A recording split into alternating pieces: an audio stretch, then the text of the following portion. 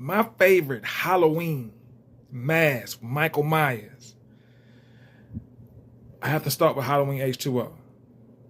Halloween H2O, I feel like the mask that he wore on that, it really served a purpose. It really served a type of feeling that it gave once when you watched it. It kind of made you like kind of, you know, it dug you more into the, into the horror element of what you were watching. And that's a Michael Myers, movie. So it happened to be, named H2O. I wonder what the H stood for. Horror 2.0. I don't know. But yeah. Halloween H2O was like one of those Michael Myers movies that it was focusing on her son. I didn't know Laurie had another son. I thought Laurie's son was Tommy was the friend. Okay, so yes, this was the son. It's focused on that, but the mask that I liked about this because it felt like an actual mask and it actually looked like his actual hair. It didn't look like some wool hair that was attached to a mask. It actually looked like his face. And the hair, everything just looked real about it. From the mask part of the front, how the way it was made, with the nose and everything, and with the hair attached to it, it looked real. Second, Halloween Resurrection. Halloween Resurrection, y'all, is one of those films that was funny as hell because we love the character that Busta Rhymes played. And every time we think of Halloween, we think of Busta Rhymes. And that's something I didn't think that I was going to, be that. I mean, I know Busta is his own guy, and he has his own natural twist on how he, does things, how the way he acts. He gave out a great performance in Halloween Resurrection, but I didn't think that it was going to stick to people's minds like that. Even people requesting, like, he better be in a new Halloween game, too. And, like, yeah, I agree. He better, So, yeah, Busta Rhymes was a major factor of Resurrection. But Michael Myers Mask and Resurrection also sold off a realistic Halloween horror-type vibe, and it didn't look like a mask. It looked like something that was cremated onto his skin itself. And that's another reason why I felt like they actually took the time on Halloween Resurrection to make Michael Myers mask. It didn't seem like it was a mask that they were just trying to put together real quick at the last jet of a second, to try to make a movie. So Halloween Resurrection, I got to put that in the second slide. Halloween, The Curse of Michael Myers.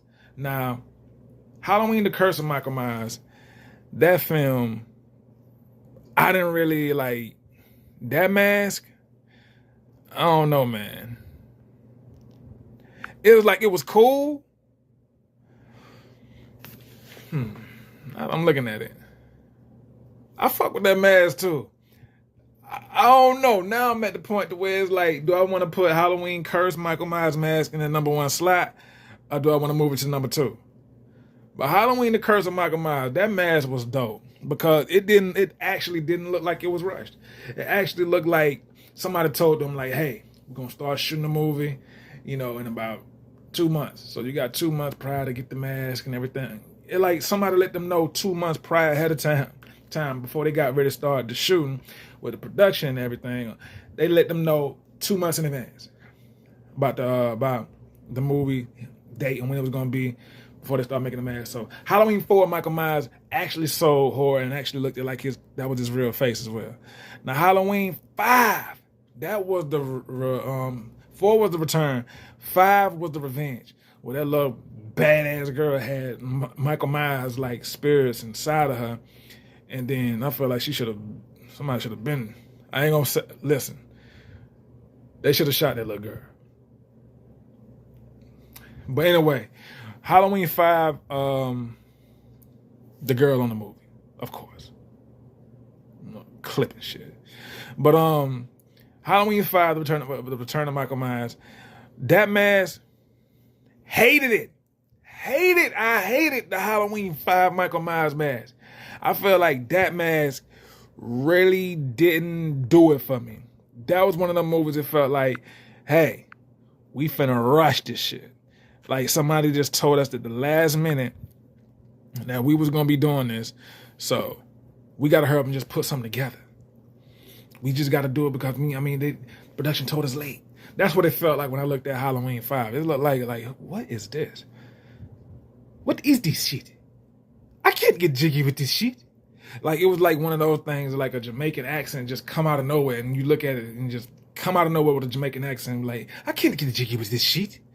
Like that's how bad the mask look. You just can't get jiggy with it because it was nothing that was sold to make you feel like, okay, this movie right here is about to get real.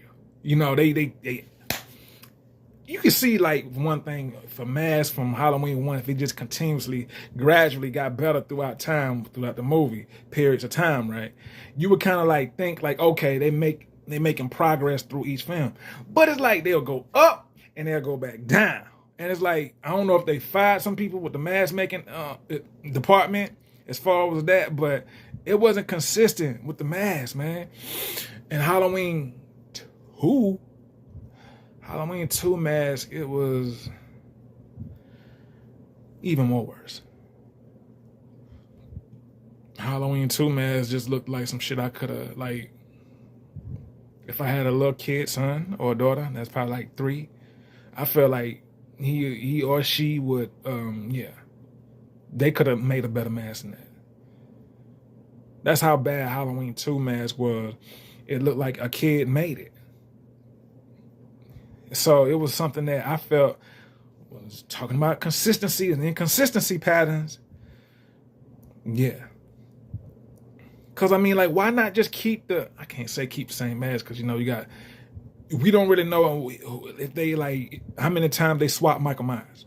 That's another thing. Because if you got the same dude playing Michael Myers, which I know they didn't, but let's just say if that was the case, it would make sense for you to keep the same mask. But if you got different people with different facial structures and different, you know, people got bigger heads than the last one that they got playing, so they got different people playing, so they got different head shapes in order to mold the mask, to try to make the mask work for that character, for Michael Myers. So I get it. So, but at the same time, you got one job to do. One. That's just make a mask. That's just make a mask, man. Like, you would think that if somebody like was in that department with making masks, you would think that it would take just one person. But looking at this, I would hope so. I would hope it was just one, because it didn't look good. That's why I was like, man, I started thinking about it when you know, as I'm talking about this, it's like, man, boy, if Michael Myers movies was like back then, if it was made like during this time, oh, you better believe people were going to be on social media saying, that mask was ass. And you got no choice but to motivate the people that's making the mask for the movie, to motivate them to stay on their job, man, because they didn't have social media then, so they had nobody to motivate them or tell them that shit looked trash. You know, so it's like, people on set ain't gonna tell them that. You know what I mean? Everybody in Hollywood making movies, they all trying to just stay in good graces with everybody, especially when it comes down to something that's so little as a damn mask. So it's crazy how you got to walk on eggshells when you ain't got to, but people choose to when they actors and they trying to, you know, do their thing and make it in their industry, in entertainment. But yeah, they would have been on their ass if they, you know, if Michael Myers, the Halloween 2 would have came out in 2023. Yeah, they would have been on that. They would have had to correct that. And there wouldn't have been no more mistakes. With the upcoming Halloween movies, there wouldn't be no more drop the balls when it comes to... Ooh, pause. It wouldn't be no more of them dropping the ball when it come down to them making masks. Because they know that social media are on their ass. And that kind of rhyme. Bars. So, yeah, man, as I'm looking at and I'm going through the timeline of these Halloween movies, you know, it's like I said, the inconsistency was just crazy. The inconsistency was just crazy. You know, it was something that you would be like, okay, I know they got 2 eyes. And if they're wearing glasses, that's even worse, because it's like you actually see the bullshit that you're doing. But it's like you don't care. Because it's like, okay, let's just throw a mask together for Mike. They're going to love it either way it goes. Just stick a knife in his hand and it's all good. It's not like they're going to be paying attention to the mask. He got a knife. You know, he's going to be stabbing, slashing. So, yeah. Just show you the kind of, you know, work ethic that some people had when it comes down to, you know, in they mind, in they world, minor details, but really it's major details when you talking about the main character. When we talking about the main character and how the way he's presented and looking, that's a major detail. There's not nothing minor about that. So you want to make sure that if you're making a movie